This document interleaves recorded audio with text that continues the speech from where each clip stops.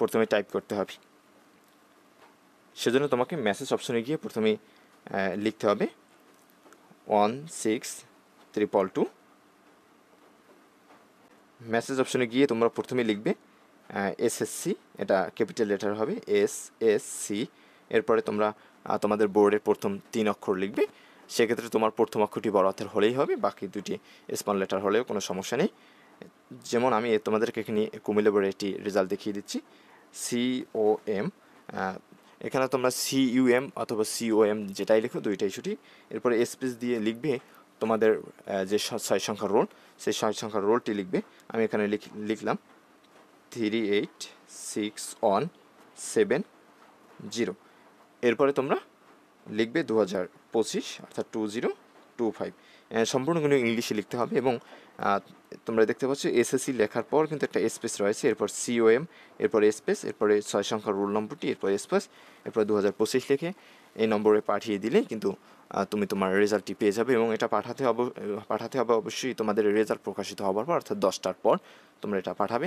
কিন্তু এই পদ্ধতিটা কিন্তু অতটা মানে ইয়া করে না যে তুমি পাঠালে অনেক সময় রেজাল্ট আসে না বা অনেক সময় SMS যায় না।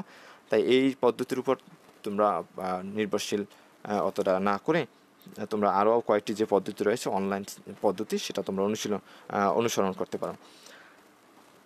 সেটা আমি দেখিয়ে দেবো।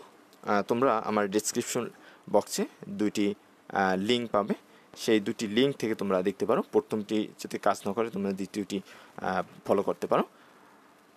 সেই লিঙ্কে প্রবেশ করি, তাহলে তোমরা এরকম একটি চার্ট দেখতে পাবে, যেখানে তোমরা ইয়ার দিবে, এরপর তোমরা তোমাদের বোর্ড দিবে।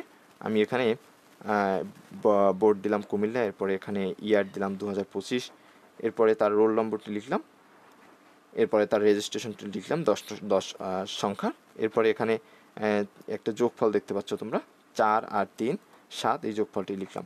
এরপর এখানে সাবমিট দিলে তোমাদের যে রেজাল্ট, সেই রেজাল্টটি এসে যাবে।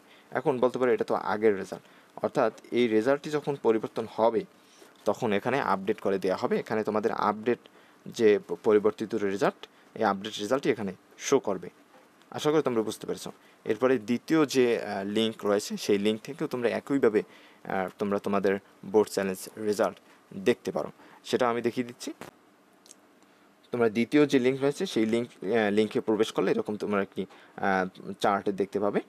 এখানে তোমরা তোমাদের বোর্ড সিলেক্ট করবে। আমি এখানে কুমিল্লা বোর্ড দিলাম। এরপরে এক্সামিনেশন SSC দাখিল, এইটা তোমরা সিলেক্ট করবে। এরপরে এক্সামিনেশন 2025, এরপরে রেজাল্ট টাইপ কীরকম